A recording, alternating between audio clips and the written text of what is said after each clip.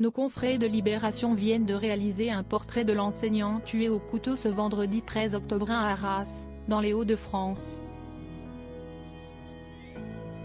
Ses élèves le considéraient comme un bon professeur, très gentil, toujours le sourire, accueillant.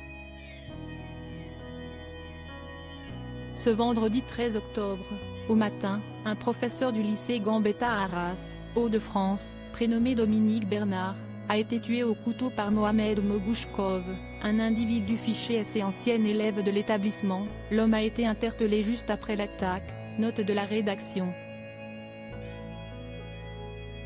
Nos confrères de Libération viennent de réaliser un portrait de cet enseignant de 57 ans, afin de savoir et de comprendre qui il était, et comment il était perçu par les personnes qui le côtoyaient. Ce père de 3 enfants et agrégé de lettres modernes n'avait jamais eu de passif, un quelconque différend avec cet élève. Pourquoi lui? Il était au mauvais endroit, au mauvais moment, s'est désolée Elisabeth Alain Moreno, secrétaire générale du CEUNSA. Elsa, élève en BTS à Gambetta Carnot, l'a eu comme professeur. Elle se souvient de sa dégaine, toujours avec ses lunettes, ses chemises à carreaux et son petit sac en bandoulière. Ça me fait mal au cœur, si est un très bon professeur, très gentil, toujours le sourire, accueillant, on passait des récrés avec lui à blaguer, a-t-elle regretté. Avant de se souvenir de tous ces moments de franche rigolade qu'elle a pu vivre avec l'enseignant. Elle a également lu beaucoup de livres qu'il leur avait conseillés. Quant à Grégoire, 16 ans et élève du lycée, il le voyait comme quelqu'un de très sympa et très joyeux, qui vivait sa vie tranquillement. Il ne l'a jamais eu en cours mais l'a souvent croisé dans les couloirs de l'établissement.